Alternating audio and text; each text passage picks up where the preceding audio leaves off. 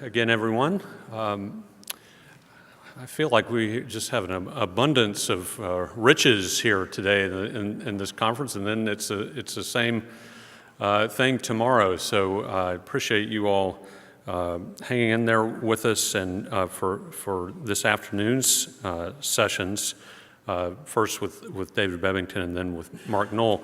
I want to say, just by point of information, I suspect that most of you have noticed this already, but the Baylor University Bookstore and Baylor University Press have done an excellent job of selecting books for the display, and all the plenary speakers and many other participants besides, including David Bebbington, have their books for sale right outside here, and I get the sense from the bookstore that if you appreciate book displays like this, that it would be helpful to them if you would consider making purchases here. So, and that's, in some ways, it's a practicality for future Baylor conferences. So just take that into consideration, if you will. It's my pleasure this afternoon to introduce my friend David Bebbington, Baylor's friend David Bebbington. He received his doctoral degree from the University of Cambridge and has taught at the University of Stirling in Scotland since 1976. And he is the author of many books, including Patterns in History, A Christian View, which came out originally in 1979, The Mind of Gladstone, Religion, Homer, and Politics in 2004, The Dominance of Evangelicalism, The Age of Spurgeon and Moody, 2005, The Nonconformist Conscience, Chapel and Politics, 1870 to 1914, which just recently, in 2010, came out in a second edition, and most recently, Baptists Through the Centuries, A History of a Global People, 2010.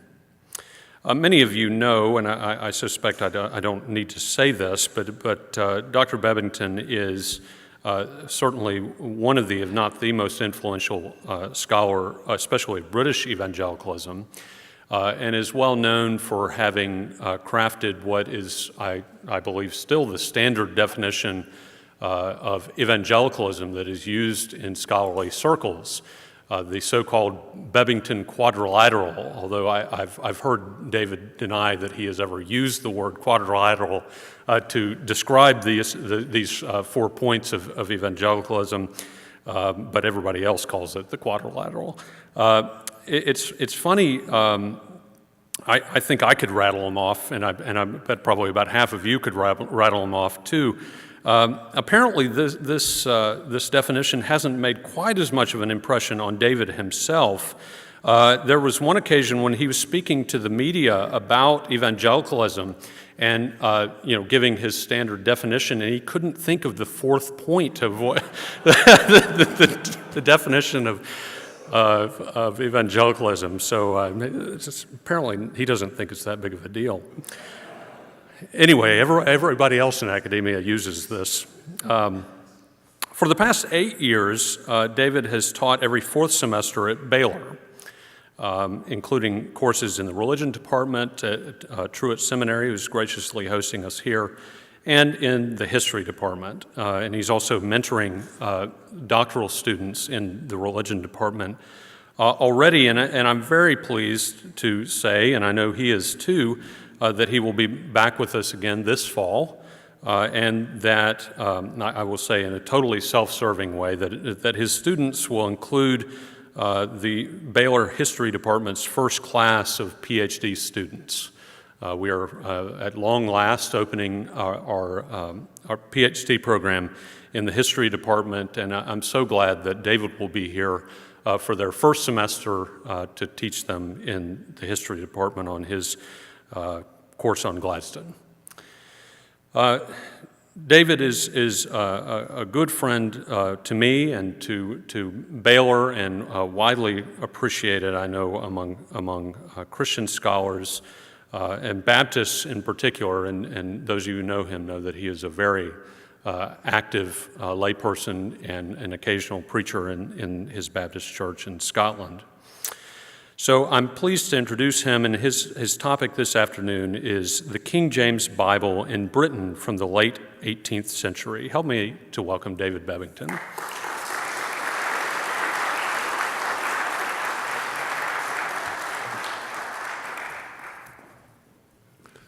Thank you, Tommy, for almost all you said.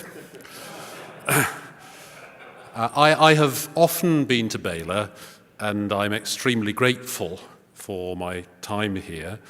I've always, however, been in the fall on previous occasions. I have never seen Baylor in the spring. So it's a great pleasure to be here on this occasion. It's my first chance to see bluebonnets. I haven't yet lived, and I shall be doing that. I shall make a special trip tomorrow to ensure that I do see them on the instructions of my wife. Ladies and gentlemen, I'm very grateful for the invitation to take part in this conference. And as Tommy has said, my topic is the King James Bible in Britain from the late 18th century. The King James Bible was, in a strong sense, a product of the 18th rather than the 17th century. Variant texts had circulated since 1611, and the established version was not defined until two scholars made corrections in the middle years of the 18th century.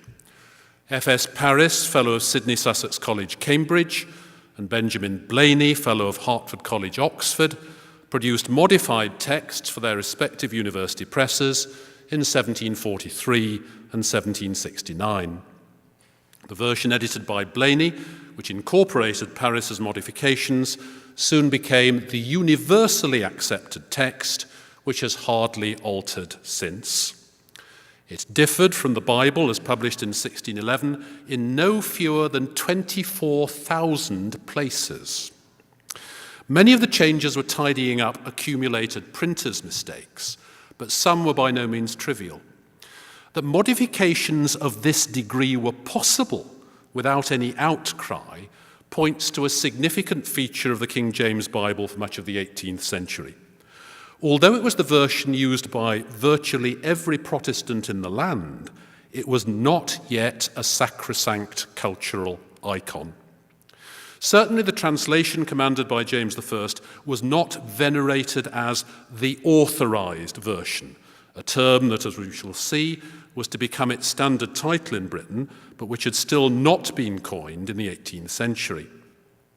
The people of England heard a different version, essentially the 16th century translation by Miles Coverdale, whenever they went to a parish church and heard the Psalms recited.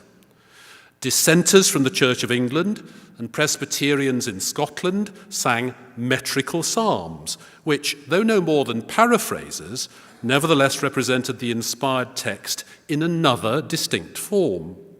The 18th century saw no fewer than 16 other English translations of the whole Bible and 28 of the New Testament. Although there was, in some quarters, a belief that the King James Bible, clustered about as it was with many spiritual associations, ought not to be tampered with, its text was not regarded, especially in educated circles, as a pillar of British civilization. That view is confirmed by a sampling of contemporary opinion. A history of Bible translations, which first appeared in 1731 and reached its third edition in 1818, included in its chapter on the King James Version a large number of critical observations and only a single favourable estimate. Matthew Pilkington, a clergyman who'd risen to be a prebendary of Lichfield, wrote in 1759 with some distaste of the uncouth and obsolete words and expressions of the King James Bible. One of the 18th century translators of the Bible, a Quaker named Anthony Purver, rejected the notion that the last translation in King James's reign must not be altered, since the pedantry of that reign is become a ridicule and the style intolerable. In a century that prided itself on its good taste, its classical learning, and increasingly on its improvements over the past, the King James Bible seemed a relic of barbarism. Edward Harwood, a Presbyterian minister in Bristol, took it upon himself in 1758 to publish a liberal translation of the New Testament in accordance with the standards of the age. The verse at the opening of the Lord's Prayer had been rendered in the 1611 version as, "After this manner, therefore, pray ye, Our Father which art in heaven, hallowed be thy name." Harwood translated these words of Jesus as follows: "In order to guard you from mistakes in this important concern, I will propose the following as a model for your devotions. O thou great governor and parent of universal nature, who manifestest thy glory to the blessed inhabitants of heaven, may all thy rational creatures in all the parts of thy boundless dominion be happy in the knowledge of thy existence and providence, and celebrate thy perfections in a manner most worthy thy nature and perfective of their own." Those who sympathized with such refined amplification were not going to idolize its King James predecessor. The prevailing estimate of the translation of 1611 was transformed in the half-century beginning about 1780. A number of factors were responsible for a marked increase in the appreciation of the King James Bible. In the first place, the classical taste that had dismissed the writings of the 17th century as unsophisticated began to give way to a delight in past works for their own sake. While still conscious of the literary standards of the day, a contributor to the Critical Review wrote in 1787 that the idioms of the old translation were not at fault, nor would we lose the noble simplicity and energetic bravery for all the idiomatic elegance which a polished age can bestow. The King James, it said, was a venerable relic. At a time when monastic ruins were coming into favour, relics were approved. The rise of what is sometimes called historicism meant that the old was now presumed to be freighted with wisdom rather than deficient in quality. Again, the devotion to the scriptures current among the rank and file of the people was becoming a mark in favour of the version they read. Whereas the attitudes of the common people were often held in disdain by the intellectuals of the 18th century, towards its end the view that the masses were a reservoir of good sense began to advance. In 1778, Vicessimus Knox, headmaster of Tunbridge School in Kent, urged that the prejudice of the middle and lower ranks in favour of the present translation ought to be respected. The greater esteem for the old and for the common people constituted dimensions of the Romantic Revolution rolling over Europe. By the 1820s, the language of the early 17th century had become so much in vogue that the most popular preacher in London, Edward Irving, deliberately adopted its archaic idiom. "The whole philosophy of Europe serveth infidelity," as Irving once declared, sounded much more powerful than if he'd used the current form of the verb, serves. The characteristic of the times was not to modernize the English Bible, but to imitate its accepted translation. A second reason for the higher valuation of the King James Bible was its growing association with national feeling. The French Revolution of 1789 ushered in an era when Britain faced a succession of acute dangers, from the Republican regimes that waged war against the country, then from the even more formidable threat of Napoleon, and after the defeat of the Emperor, from the peril of revolution at home. Patriotism climbed new heights, and as Linda Colley has argued, its most powerful motor had long been anti-Catholicism. Militant Protestantism was a stout ideological weapon against the Catholicism of France. The open Bible was a symbol of what differentiated the peoples, because even when the revolutionaries threw off the Catholic yoke, they were still perceived as the victims of their want of scriptural training. The King James Bible was distinctly Protestant. Catholics denounced it and used instead their own Douay-Rheims editions. Thus, When Bible extracts were produced for schools in Ireland, where Catholicism was dominant, they gave the passages in the Douay-Rheims version as well as in the King James version. The accepted version of the Bible, furthermore, seemed a bastion of the existing order in Britain. High churchmen, who especially valued the bond of church and state, became strongly attached to the King James version. It might contain some minor errors, Bishop John Jebb of Limerick admitted to a correspondent in 1829, but it ought not to be revised because in the present days of unsettlement and appetency after change, the only safety lies in keeping things as they are. Other churchmen took a similar line. H.J. Todd, a royal chaplain as well as rector of Setrington in Yorkshire, published A Vindication of Our Authorised Translation and Translators of the Bible in 1819. In the following year, the Regius Professor of Hebrew at Oxford, Richard Lawrence, issued a learned treatise on the impossibility of improving the original text on which the King James Bible was based. There was a rallying to the cause of the translation of 1611 because it seemed to undergird the fabric of social order in the country. The King James Bible gained in standing in the third place because of the foundation of the British and Foreign Bible Society in 1804. The Society was one of the innumerable agencies created in the wake of the evangelical revival of the previous century. As the number of evangelicals grew, so they required a larger number of Bibles for use and distribution. The Society exploited modern methods such as stereotyping to reduce expenses and set up auxiliaries throughout the land to promote the cause. Members of auxiliaries were entitled to obtain Bibles at cost price up to the amount of half their subscription, hugely increasing the circulation of the Scriptures. By 1824, only 20 years after the foundation of the Society, there were as many as 859 auxiliaries with 500 supporting ladies' organisations. By 1832, there were over 100,000 personal subscribers.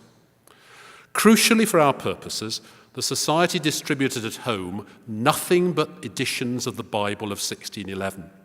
It even exalted the text by issuing it without annotation.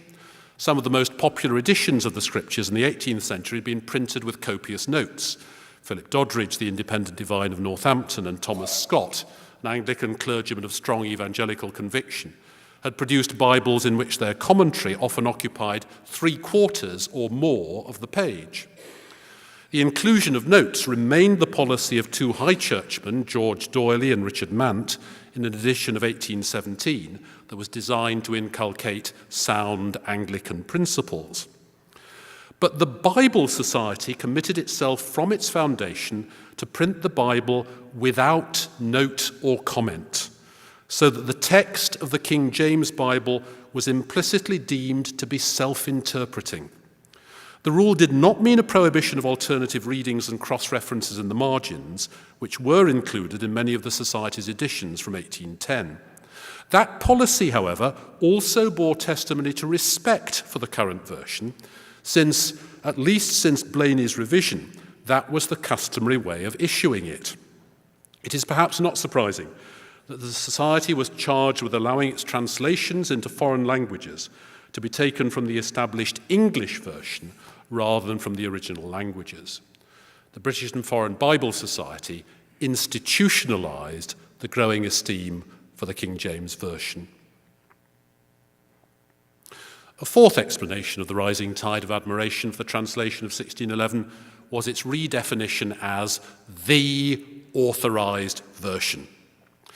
The title emerged for the very first time in a debate provoked by the creation of the Bible Society. Whereas the Society's evangelical supporters considered the new agency a bulwark of the existing social order, the High Church Party thought it a sinister development. It threatened the work of the Society for Promoting Christian Knowledge, the established Anglican organisation for circulating the Scriptures. Furthermore, the timing was unfortunate. During 1804, the year of the Society's foundation, Napoleon's forces were poised to invade the country, and in the heightened alarm, the equal presence of dissenters alongside churchmen on the Society's committee seemed potentially subversive. Had not dissenters once killed an English king, Charles I? Thomas Sykes, the High Church vicar of Guilsborough in Northamptonshire, warned that when the production of the sacred text was being entrusted to sectaries, nobody could be confident that they would not tamper with the translations. In order to calm such fears, John Owen, one of the Society's secretaries, replied that the organisation was limited to producing versions printed by authority, as he put it. When an opponent pointed out that this restriction had not been stated formally, the Society hastened in May 1805 to revise its constitution so as to read, "The only copies in the languages of the United Kingdom to be circulated by the Society shall be the authorised version without note or comment." Thus the phrase, "the authorised version," was launched on the world as an apologetic device for the Bible Society. By 1819, the phrase had been heard so often that it crept for the first time into the Times newspaper, though still with a lowercase a, showing that it was not yet a title. The steady growth of the usage is documented in the number of times in each subsequent decade the phrase occurred in the Times. 1820s, 7. 1830s, 41. 1840s, 61. 1850s, 91. By the last of these decades, the expression was starting to be capitalised, demonstrating that it had emerged as a title. Thereafter, the authorised version became the standard term for the 1611 Bible in Britain, where the phrase King James Bible was hardly ever used. The new title surrounded this particular text, as it was originally intended to do, with an aura of unique legitimacy. It helped forward the process by which the version became embedded more deeply in the national culture. There was nevertheless criticism of this received version. In 1809, John Pye Smith, principal of the Independent's Homerton College and probably the most scholarly dissenter of his generation, declared that it was a disgrace that nothing had been done to remove the blemishes that disfigured the Bible of 1611. "We do not wish," he went on, "to see our common version, now become venerable by age and prescription, superseded by another entirely new. Every desirable purpose would be satisfactorily attained by a faithful and well-conducted revision." In the following year, Herbert Marsh, Lady Margaret Professor of Divinity at Cambridge, likewise declared in favour of Bible revision. Intermittently, the same call was heard, as by James Scholefield, Regius Professor of Greek at Cambridge, in a book of 1832. The essential problem for these critics was the inaccuracy of the rendering of the original. Sometimes the objection extended to the alterations made during the transmission of the text of 1611, essentially the changes made by Paris and Blayney. A Baptist schoolmaster and publisher, Thomas Curtis, wrote in 1832 to the Cambridge University Press to complain about its grossly inaccurate copies, if copies they may be called, of the authorised version.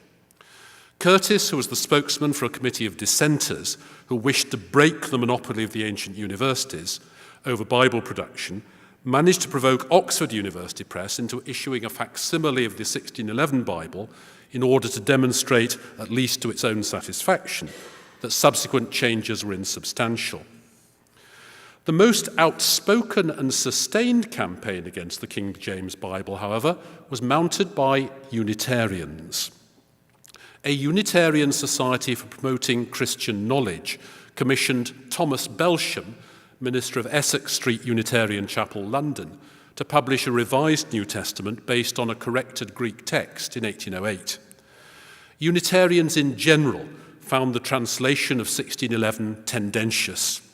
Instead of the pure word of Scripture, complained John R. Beard in 1857, we have Scripture perverted and coloured by kingcraft and priestcraft. In the previous year, a Unitarian in the House of Commons, James Haywood, had proposed a motion calling on the government to take the initiative in Bible revision. Although Haywood was brushed aside, he had made his mark as a representative of the religious community that consistently showed its most dissatisfaction with the existing Bible. The demand for revision, however, could succeed only if opinion within the Church of England veered in favour. By the 1850s, with greater prosperity in the nation generating enhanced social harmony, the fabric of the state seemed less likely to shatter if the Bible were altered. With the restoration of Convocation, the ancient parliament of the Church in 1854, there was an arena where such issues could be broached. 2 years later, William Selwyn, Lady Margaret Professor at Cambridge, proposed in Convocation that there should be an inquiry into the need for revision. Opinion began to shift. By 1860, it was estimated that opponents of revision still greatly outnumbered supporters. But only a decade later, the Convocation of Canterbury actually appointed a committee to prepare what became the Revised Version. The arguments that swayed the decision are plain. By far the most important was the case that the Authorised Version, as it now was called, contained false renderings. It was a powerful contention that early manuscripts of the New Testament not available to the translators of 1611 required a more accurate Greek text, and that should be the basis for translation. There was also a consideration that weighed heavily with Anglican clergymen brought up on the classics. It is revealing that J.B. Lightfoot, Halcyon Professor of Divinity at Cambridge and one of the leading members of the revision team, charged the translators of the King James Bible with an imperfect knowledge of Greek grammar, the highest crime and misdemeanor in his book.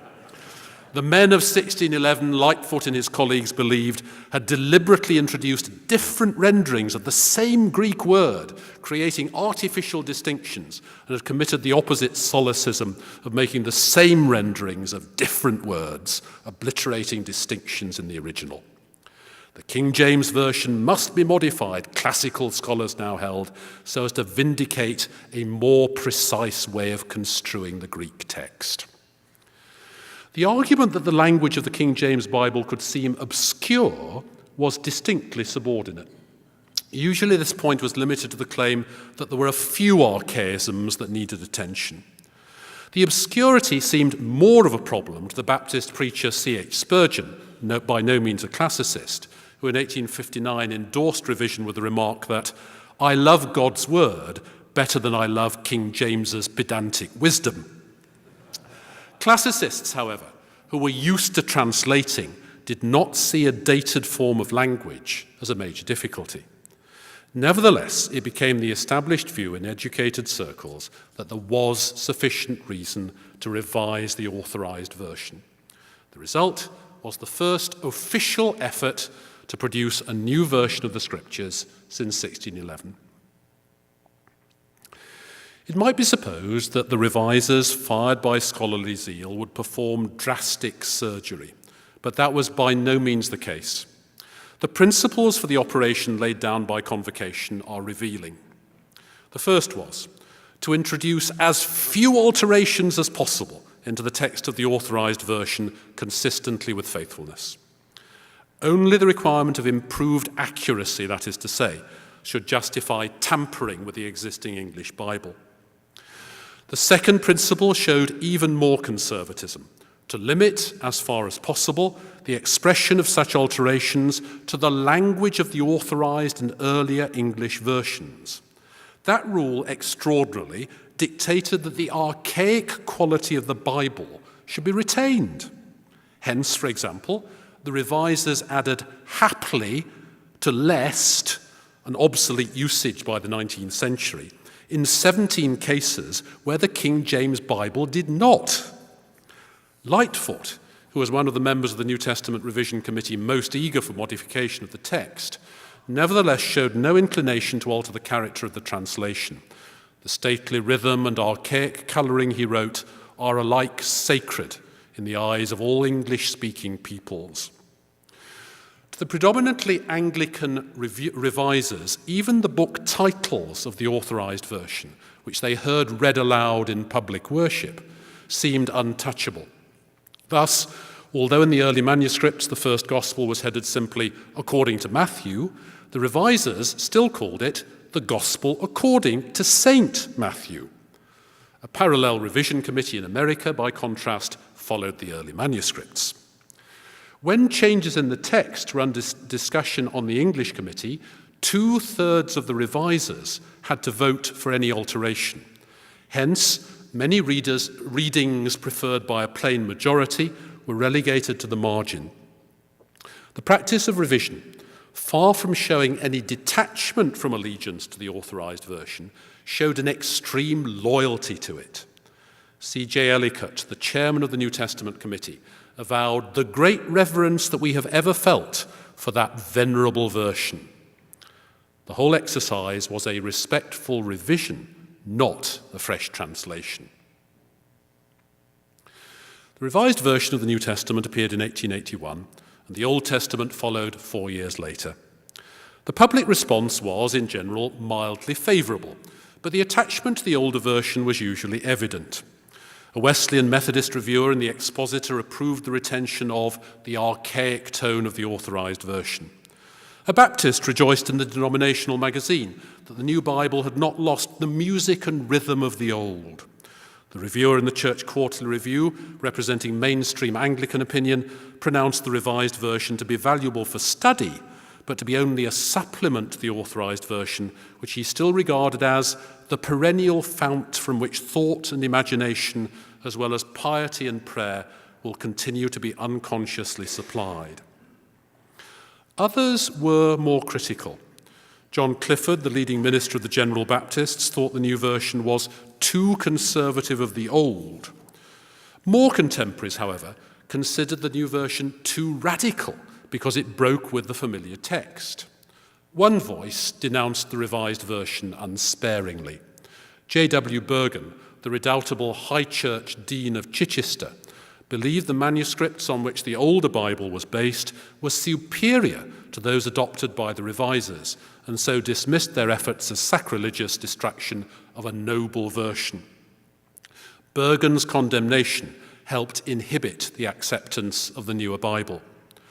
Prebendary H.W. Webb Peploe, a prominent evangelical Anglican who was strongly attached to the King James rendering, successfully resisted the circulation of the revised version by the Bible Society until 1901.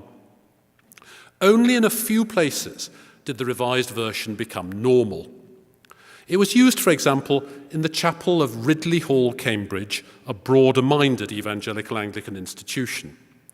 In 1940, 2 Cambridge dons toured the places of worship in the town in the manner of iconoclastic Puritans of the 17th century, and observed satirically that they took away from the chapel a superstitious book called Ye Revised Version, and did put ye Bible in place thereof. The authorized version, that is to say, remained the Bible, even after the publication of its intended improvement. There was a chorus of praise for the Bible of 1611 in the later 19th century. It became fashionable to concentrate on the book's non-religious qualities. As a mere literary monument, wrote the historian J.R. Green in 1874, the English version of the Bible remains the noblest example of the English tongue, while its perpetual use made it, from the instant of its appearance, the standard of our language. This type of gross exaggeration was commonplace. Only one English book attained Homer's level of sublimity, claimed the literary critic Matthew Arnold in 1861, and that was the Bible, for it combined perfect plainness of speech with perfect nobleness. Even unlikely figures bore testimony to the appeal of the authorized version. F.W. Faber, a man with all the zeal of a convert to the Roman Catholic Church, commented that the uncommon beauty and marvelous English of the Protestant Bible was like a music which can never be forgotten. Charles Bradlaugh, the chief English freethinker, habitually referred to our version, even when pointing out alleged errors in the text.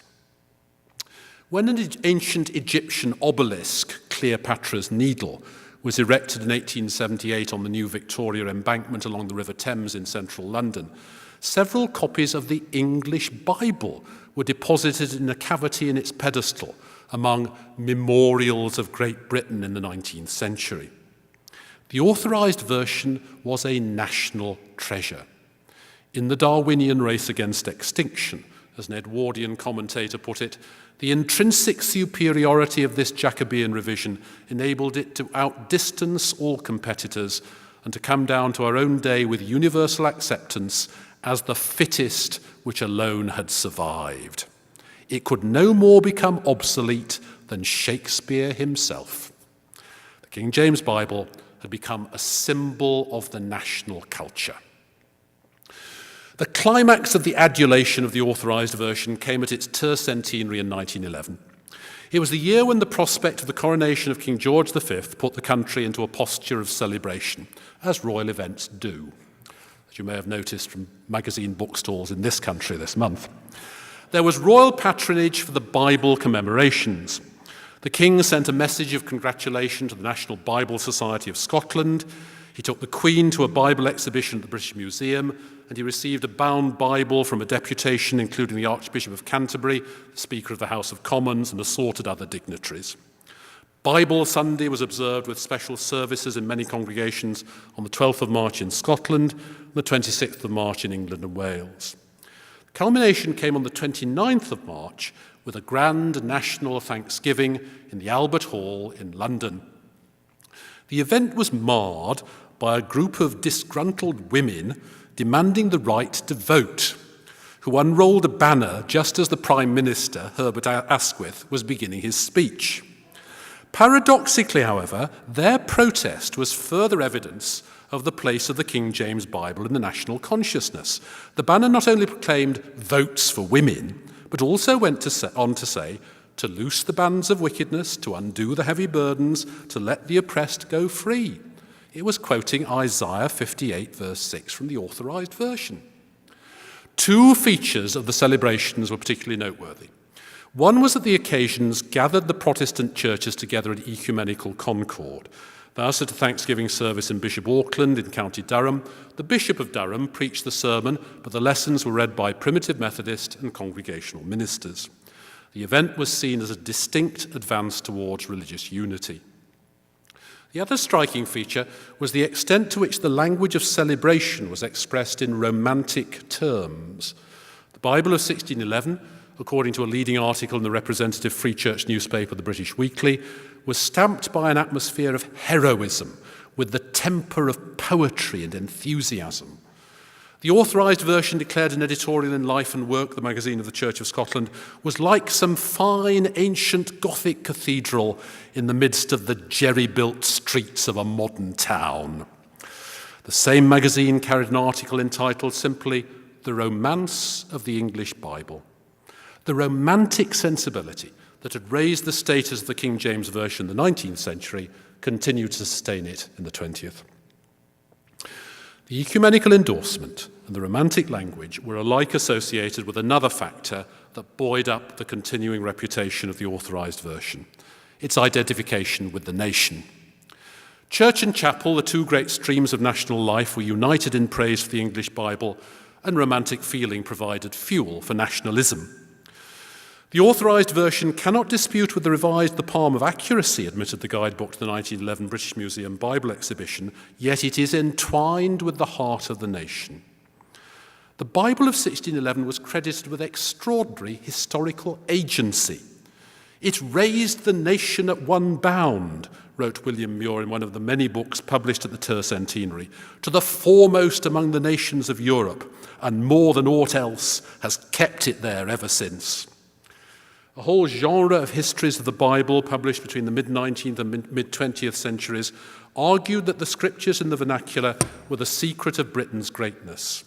The English Bible, according to one which appeared in 1914, had nurtured the national traits of hatred of falsehood, respect for law and order, love of fair play, reasonableness, and a singular freedom from the passionate outbreaks that have marked so much of the history of other nations.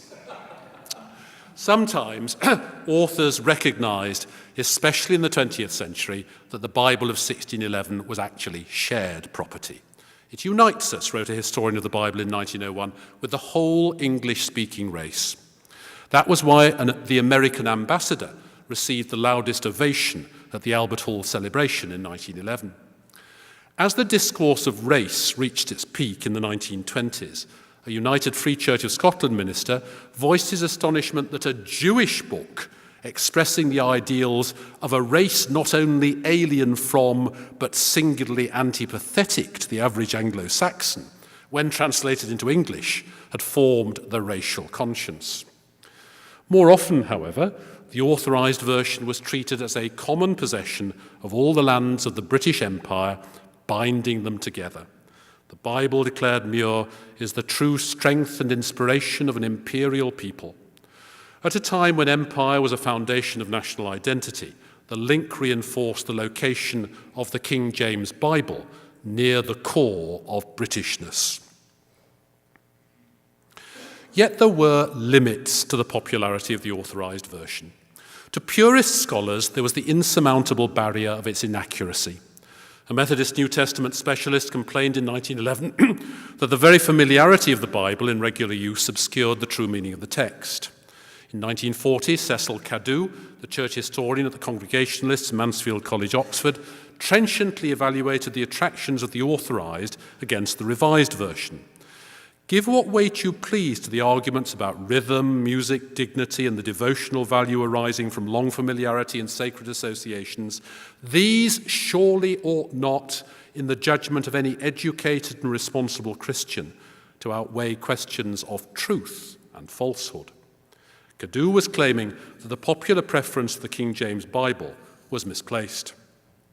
Then there was the continuing Roman Catholic rejection of the authorised version, which was seen as a Protestant Bible in favour of the renderings of the Vulgate. Hugh Pope, a scholarly Dominican, charged that the men responsible for the 1611 Bible had sometimes acted as interpreters rather than as translators. When new Roman Catholic versions of the Scriptures appeared, that by Ronald Knox in 1945 and the Jerusalem Bible in 1966, they showed scant regard for the idiom of the authorised version. Knox saw no reason why the Bible should be archaic. And a third limitation on the veneration of the King James Bible arose from the widespread sense that William Tyndale, the first man to publish the English New Testament in the 16th century, was worthier of praise than the translators of 1611. Part of Tyndale's appeal lay in his adventurous life and martyr's death. A 1928 account of the evolution of the English Bible, like many others, lingered over Tyndale's story, allocating him 3 chapters and the authorised version only 1 more. The dependence of the men of 1611 on Tyndale's phraseology also meant that commentators often transferred much of the glory for the translation to the solitary pioneer. The ease and freshness and limpid purity which they enviously admired in the Bible, according to Professor Curtis of Aberdeen in 1911, were mainly due to him. When in 1994 Tyndale's quincentenary was celebrated, there was still a distinct tendency, as in his biography by David Daniel, to lower the estimate of the King James Bible in order to exalt the standing of the earlier translator. So aviolatry, as it's often been called, was not absolutely universal. The reverence for the King James Bible, furthermore, was sometimes restricted in scope, even amongst those who professed it.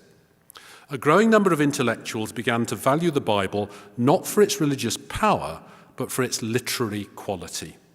The process was begun by James Fraser, a fellow at Trinity College, Cambridge, and the author of The Golden Bough, 1890.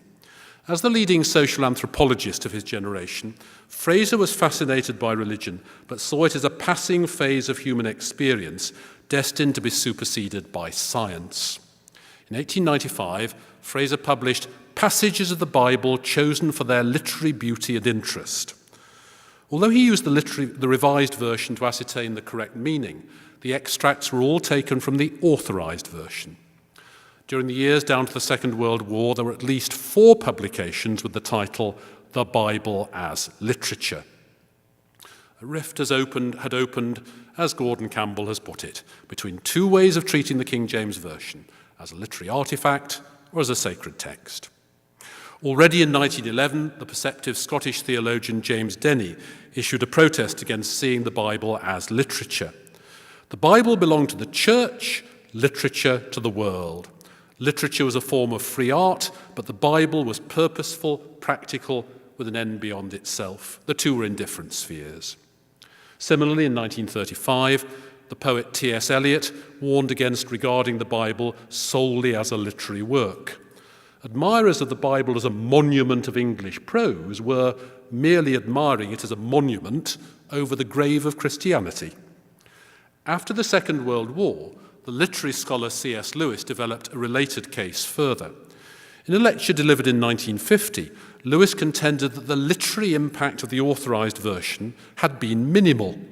There had been influence over vocabulary, although Tyndale deserved the credit for that, and over imagery, though the phenomenon was difficult to identify, but little over style and none at all over rhythm. In any case, argued Lewis, most of the qualities of the authorized version were owed to the original languages. Lewis's eloquent assault on the orthodox magnification of the Bible's sway over literature was motivated partly by the academic impulse to puncture received opinion, but it was also a result of his fear as a Christian the Bible was not being treated as divine revelation. The vogue for admiring the qualities of the King James Version was obstructing appreciation of the Bible's ultimate purpose. That apprehension led to a succession of 20th century translations of the Bible. The work of Adolf Deissmann of Heidelberg and then Berlin around the opening of the century led to a recognition that the New Testament was originally composed not in a vocabulary reserved for sacred use, but in the language of everyday speech. Scholars such as J.H. Moulton began to argue that blind admiration for the ipsissima verba of the authorized version must not prevent efforts to make the words live anew after 3 centuries. The shift of opinion is evident in 2 renderings by James Moffat of Mansfield College, Oxford, later of the United Free Church College, Glasgow. In 1901, he published a version that preserved the archaic language of the authorized version. But in 1913, he issued a translation in modern speech. His Old Testament of 1924 shows how up-to-date his idiom had become. At Song of Songs, chapter 1, verse 3, the authorized version's "Therefore do the virgins love thee" became "All the girls are in love with you." Occasionally, progressive ministers such as John Clifford had already adopted the modern version issued in 1903 by R.F. Weymouth. But the spate of translations in contemporary language came only after the Second World War. J.B. Phillips, dismayed as a young clergyman by the biblical ignorance of the young people of his London parish, published his Letters to Young Churches in 1947. After 350 years of the authorized version, he believed many exciting and challenging truths have been rendered impotent by the sheer beauty of language as well as by familiarity of repetition. That was one of the reasons why the Revised Standard Version, published in the United States in 1952, was widely accepted in Britain. But another was that its continuing echoes of the authorized version made it suitable for public reading. The time seemed to have come, however, for an entirely new translation sponsored by all the main British denominations. The result was the New English Bible, New Testament 1961, Old Testament 1970. It, too, aimed for a dignified style and so sometimes followed the text of the King James Bible closely. At other times, it lapsed into academic abstraction, as when Psalm 94, verse 20, was rendered, "Shall sanctimonious calumny call thee partner?" Many deemed it little more intelligible to the general public than the authorized version. Although the Revised Standard Version and the New English Bible were both approved for use in Anglican communion services in 1965, the authorized version was still thought to be on almost every lectern 10 years later. In 1984, a careful survey of Scottish churches showed that 40% of them remained attached to the King James Bible. The later 20th century saw an onslaught on the previous dominance of the King James Version, but not its immediate collapse. The delay in capitulation to modern versions was a consequence of resistance by 2 distinct parties. One consisted of members of the cultural elite engaging in defense of the national way of life against what they saw as vandalism. T.S. Eliot, who declined to act as a literary advisor to the translators of the New English Bible, set the tone for these people when, in reviewing its New Testament in 1961, he dismissed the work as an active agent of decadence. The latest translation, he insisted, lacked the verbal beauty of the authorized version, which was a masterpiece of literature.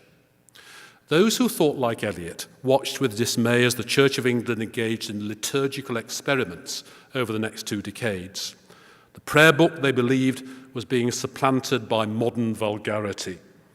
The result of this process, the Alternative Service Book of 1980, actually showed many signs of continuing influence of the King James Bible. It included words such as beseech and evermore, which had long dropped out of regular usage. Yet many traditionalists considered the novel liturgies as inferior to the prayer book of 1662, as was the New English Bible to the authorized version. Accordingly, just before the Alternative Service Book was to be launched, there was a concerted effort to preserve both prayer book and authorized version in the worship of the Church of England. A widely signed petition in favour of both was submitted to its General Synod in November 1979. The petition was followed up by a letter to the Times, which its authors, all senior members of the University of Oxford, saw as a more influential medium. Their motivation was plain, for they were a coalition of believers and unbelievers. They were concerned not for the communication of the faith, but for the transmission of what they called our common culture. The authorized version of the Bible, they wrote, the idioms of which have passed into common speech, unless it is read as scripture in our churches, will become inaccessible. Others concurred, the Bishop of Peterborough claiming that some of the statements in favour of change in the General Synod were so bent on distraction that they might have come from the lost and unspeakable speeches of Attila the Hun. About 30 Conservative members of Parliament put down a supportive motion in the House of Commons, and 6 months later, a Gallup poll showed that a majority of those consulted who called themselves Church of England preferred the older forms. Although these measures only slowed the inexorable advance of newer liturgies, prayer book services containing lessons from the authorized version continued to be offered in certain parishes for the dwindling bands of traditionalists down into the 21st century. For them, the King James Bible was still a cultural icon. The other party of defenders of the Bible of 1611 consisted of those who saw it as a bastion of the truth. Many evangelicals were suspicious of new translations because of their apparent doctrinal unsoundness. Thus, the Revised Standard Version gave comfort to deniers of the virgin birth by rendering Isaiah 7:14 not a virgin shall conceive, but a young woman shall conceive. And the New English Bible dropped the concept of propitiation from the New Testament altogether. The Good News Bible of 1976 might still attract mistrust because of its very free translation, but the New International Version of 2 years later provided a text with which evangelicals could hardly cavil. Yet some continued to prefer the King James Bible. Organizations such as the Bible League and the Trinitarian Bible Society promoted the authorized version alone. In 1984, 92% of the congregations of the Free Church of Scotland and the Free Presbyterian Church adhered to this policy. In England, there were small groupings such as the Free Church of England, continuing in brackets, a secession from the Church of England following its ordination of women in 1993, which were committed to the same course. The rationale was given by John Thackway, editor of the Bible League Quarterly in 1997. The AV, he wrote, is the Bible turned as exactly as possible into a pure Anglo-Saxon that expresses the original Hebrew and Greek. It is not Elizabethan English, but biblical English, and therefore enduring English. The authorized version, according to prominent members of the Trinitarian Bible Society, was based on manuscripts which, as Dean Bergen had contended against the revised version, were superior to those used by subsequent translators. There was a significant doctrinal implication of this stance. Thackway and his circle believed that the King James Version, and not just the original manuscript of the Bible, was a faithful medium of revelation. God's word had not just been inspired at its composition, but preserved over subsequent history. The idea of inerrancy was unsatisfactory because it confined the attribute to the originals. Thackeray therefore urged that the Bible we hold in our hands today should be described as infallible rather than as inerrant. To demur at inerrancy in this way was to take issue with a conventional position upheld by those on the conservative wing of evangelicalism. Here was a group of evangelicals whose commitment to the King James Version moulded their whole theology. As the quatercentenary of the King James Bible approached, there were still congregations stoutly maintaining their allegiance to it. The Riverside Baptist Church in Exeter, for example, described itself on its notice board in 2010 as a fundamental Bible-believing evangelical church, open brackets, AV 1611, close brackets. But that position was in decline. In evangelical circles, a persisting user of the 1611 Bible complained, "It is almost fashionable to begin conference addresses by holding up the authorized version to ridicule." Yet in British society at large, there was a continuing attachment to the version. In the autobiography of Tony Blair, the former Labour Prime Minister, published in 2010, there were several echoes of the text of 1611, graven image, fought the good fight, and even a whole verse, "Which of you intending to build a tower sitteth not down first and counteth the cost, whether he have sufficient to finish it." In preparation for the quatercentenary, a King James Bible Trust was set up under Frank Field, an energetic Anglican and Labour Member of Parliament. The Trust achieved remarkable success in putting across its case that was something the nation needed to celebrate. The Queen's message delivered to the nation on Christmas Day 2010 drew attention to the occasion. Starting on the following 3rd of January, a series of 3 programmes on the main BBC radio channel by James Naughtie, a leading political commentator, told the story of the King James Bible on consecutive days. And on Sunday the 9th of January, the day's radio broadcasting was interrupted by 7 readings of selected passages by distinguished figures from the arts world. At a Whitehall reception, the historian Niall Ferguson, himself an unbeliever, spoke of the influence of the King James Version over the whole world. And the militant atheist Richard Dawkins made the memorable comment on YouTube that it's important that religion should not be allowed to hijack this cultural resource. Will the authorized version still be reigning in 2011? A commentator had asked a century before. The answer was a definite no. Yet there can be little doubt that the authorized version was now more warmly appreciated by public intellectuals than by most Christians in the pew. Over the previous 2.5 centuries, the King James Bible had passed through a striking trajectory. In the middle years of the 18th century, the version was generally used but not especially respected. Its status rose from the last years of the century onwards as a taste for the past developed. The translation became identified with national feeling, the British and Foreign Bible Society circulated it, and the title, The Authorized Version, emerged. Criticisms of the defects of the translation nevertheless created a demand for revision, but both the practice of the revisers and the reaction of the public confirmed the high esteem enjoyed by the King James Version.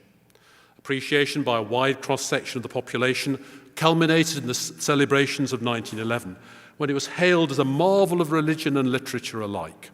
The English Bible, it was generally held around that date, was the foundation of national greatness.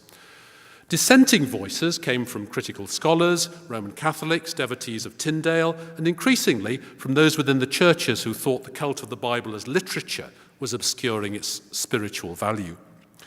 The result was the plethora of new translations which gradually eclipsed the authorized version during the later 20th century. The rearguard defense of the older Bible was mounted by intellectuals concerned for its cultural role and very conservative evangelicals bolstering their doctrinal position. The former were rather more salient than the latter by 2011. The changing estimate of the King James Bible, then, was clearly bound up with the whole history of Britain during the period, political as well as ecclesiastical, social as well as intellectual. But the key explanation for the trajectory was identified by both C.S. Lewis and Ronald Knox. The two men pointed out that the enthusiasm for the translation of 1611 rose and fell with the growth and decay of Romantic sensibility. A taste for the primitive and passionate, as Lewis called it, flourished in Britain during the 19th and much of the 20th centuries, but was superseded in the later 20th century by other attitudes that have been variously labelled expressivist, postmodernist, or simply anti-romantic. The authorised version, fortified by the preferences of the times, could withstand the call for greater accuracy in the 19th century, but not the challenge of more intelligible versions in the 20th. This cultural factor, more than any other, explains the altering fortunes of the translation of 1611. The reputation of the King James Bible in Britain was hugely, but temporarily, enhanced by Romantic feeling. Thank you very much.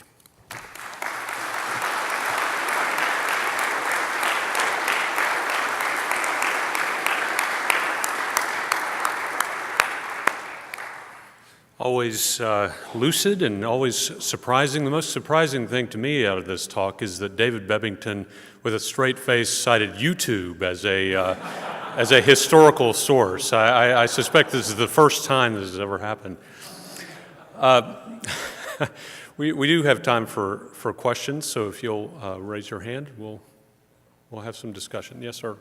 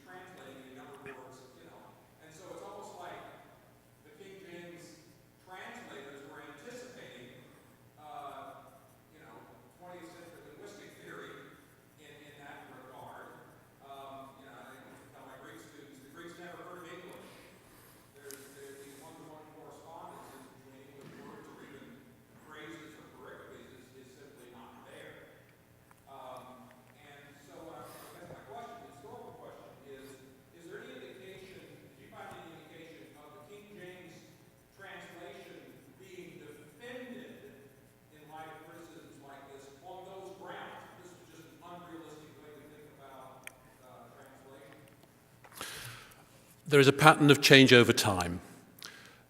Sometimes in the late 18th century, there was a certain delight in the variety of the language still. But that was muted because the whole translation was not enormously valued.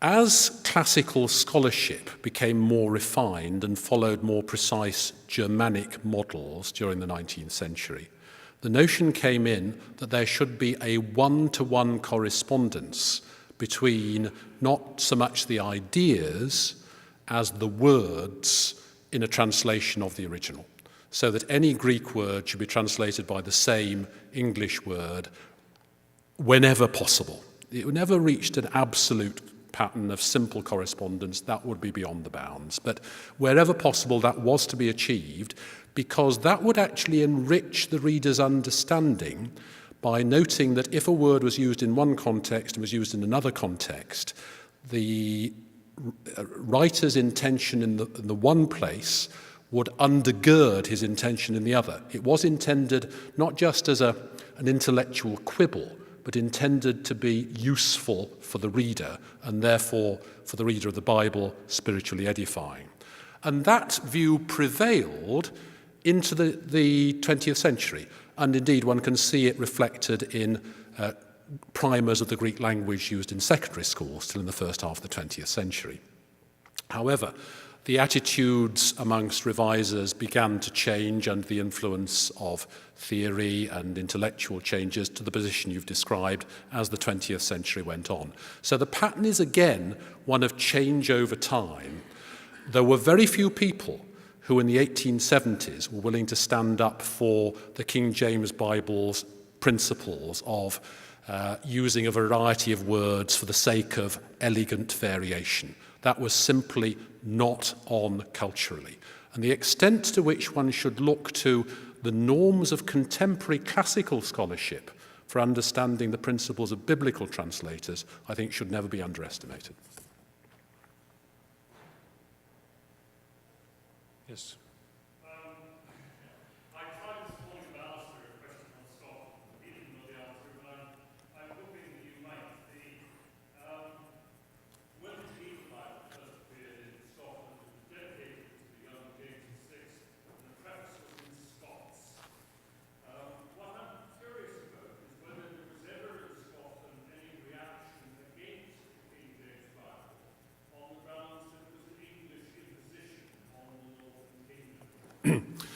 The answer is no, and that is because the Bible was actually originally a Scottish invention.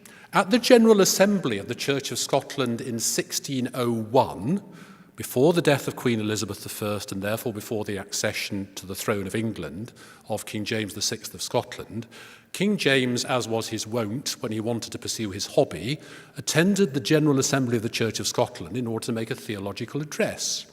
And at Burnt Island in 1601, he said, "We need a new translation of the Bible." The king actually had that idea when he was still King of Scotland alone. And the General Assembly, as was its wont when the king was present, said, "Oh yes, what a good idea." Now, nothing was done about it. But the idea was already in the king's head when he travelled south to occupy the English throne. Therefore, the authorised version, the King James Bible is actually a Scottish invention.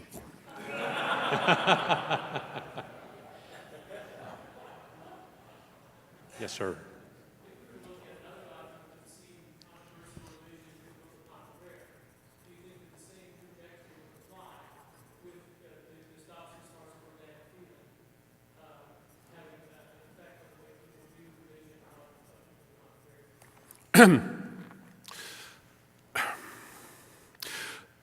There was never any question of the possibility of revising the Book of Common Prayer during the 19th century. It just wasn't an option.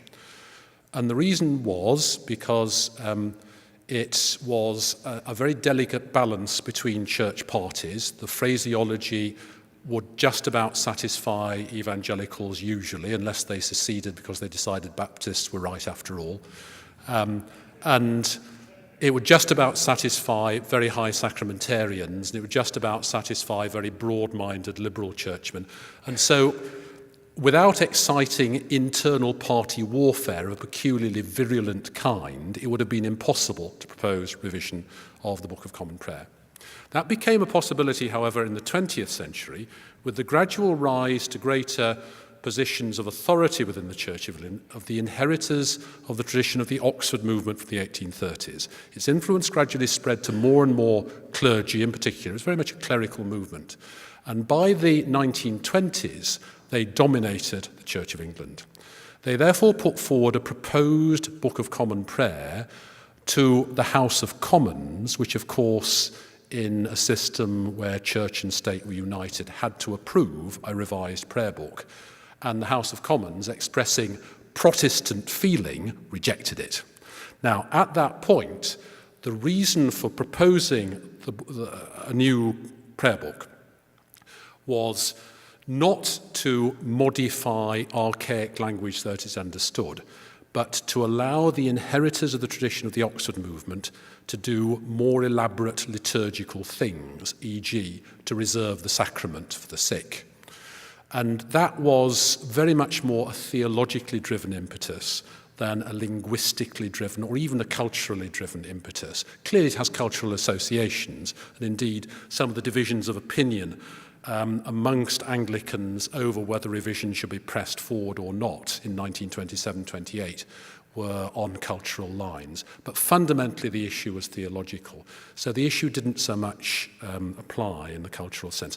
In the later 20th century, however, when liturgical revision became the vogue in the 1960s and 70s, then romantic feeling was sufficiently in decay for there to be very little resistance, except on the sort of traditional grounds I've described, which was attached to the King James Version and the Book of Common Prayer on grounds of national identity, essentially, and common culture. So the pattern is slightly different, although one can see echoes of the one in the other.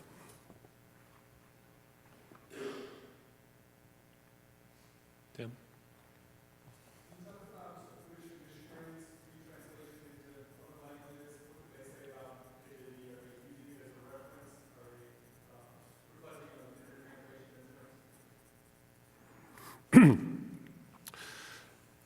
They were accused by their opponents of using nothing but the King James Version as what they were translating.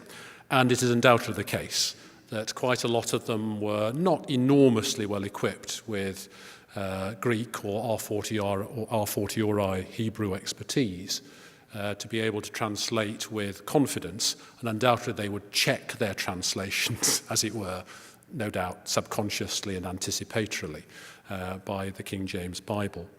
However, some of the scholars who did translate the Bible into overseas languages were people of great scholarship. Some of the earliest translation into Chinese, for example, was undertaken by a scholar of the London Missionary Society. He was a Scot who had been very thoroughly grounded in Eastern languages. And I suspect that for him, the King James Bible would not be a significant influence. Now, I've never seen an evaluation of his translation into Chinese, but I suspect that Chinese idiom is sufficiently different from Elizabethan idiom to make it unlikely that there would be many echoes there. So the issue undoubtedly did exist, and I suspect, for example, that if you look at the work of the Wesleyan missionaries in Fiji, to take a concrete instance in the 1840s, that their translations into Fijian would undoubtedly reflect the King James Bible, but not people with more refined scholarship such as the LMS translators in China. So enormous variation. In Fiji, I'm sure to this day, there will be echoes of the King James Bible in the Fijian indigenous language, just as there are echoes of Charles Wesley in virtually every hymn that is sung there. So.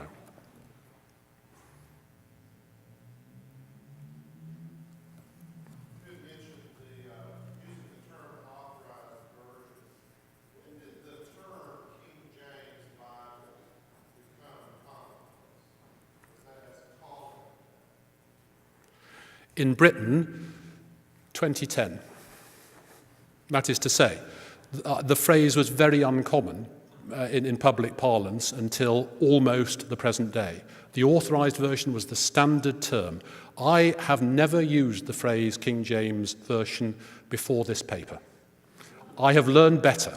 That is to say, I now recognise, and this is a position I'm sure shared by many in this room, that because the Bible that we call the King James Bible was never actually authorised by the Crown or by the Privy Council. There was never any authorisation done. And that was recognised in Britain at the 1911 celebrations, actually. That was said. But if that's so, then to call it the authorised version is pretty meaningless. So I'm very happy to go over to KJV, although my original notes for this paper are headed AV. And that is, I think, symptomatic of the phenomenon I speak of. The one slight exception to this is that certain biblical scholars who have become used to operating in an international milieu and have therefore interacted with American scholarship over the last 20 or 30 years have begun to use KJV because that is simply the received mode of reference in America. But in ordinary parlance in Britain, it is odd until 2010. It is interesting that the King James Bible Trust called itself such. I don't know quite why it did.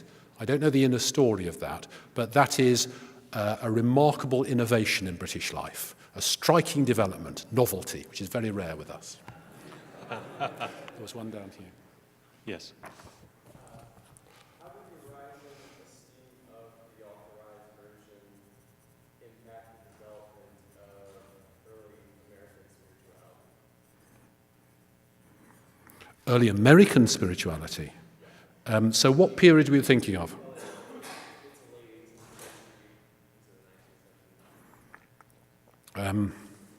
Well, I'm sure there are others here who would speak much more confidently on the American side. However, the Bible was the King James Bible. That was the version they used. So anything that was biblical was King James. It therefore moulded their whole spirituality. In that period, Jonathan Edwards, the greatest theologian of the early 18th century in America or probably anywhere else, was a person who was deeply immersed in not just the concepts but the language of the King James Bible and would not have thought of using anything else. It just wasn't an option. So in early America, in the period before the late unhappinesses of the 1770s, there was a total commitment to and immersion in the spirituality that was generated by the King James Bible. And you can see it in the phrases they used. And that is exactly what one would expect when that is the norm, as it was in the whole English-speaking world.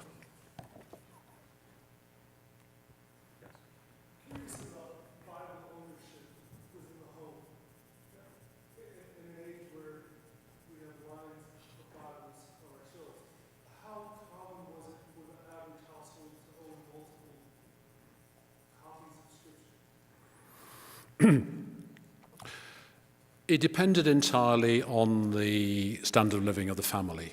At the bottom end of the social scale, commonly there would be one Bible, and commonly it would be the family Bible, which in the 18th and the 19th century would be kept on a table in the front room if there was more than one room in the house, and would be used in pious families for daily devotions, often twice a day, undertaken by the master of the house, the head of household.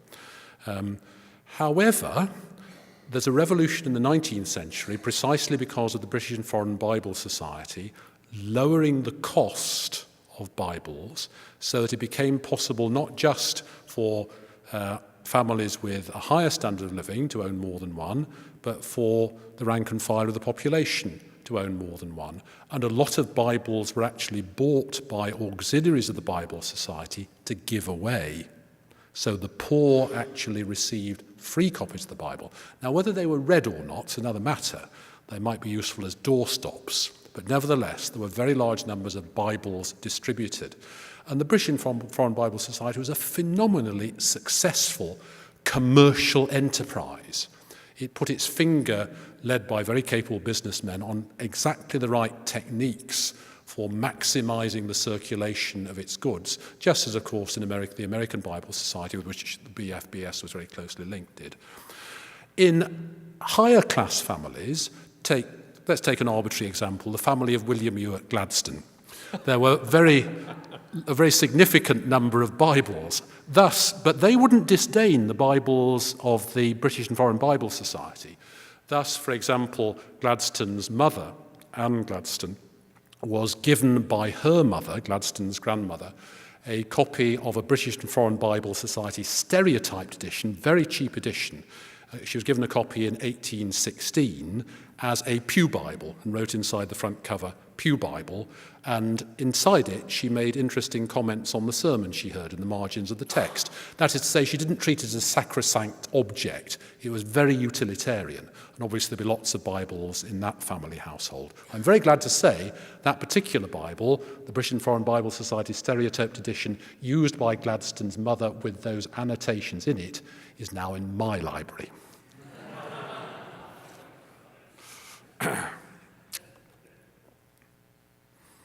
Any other questions?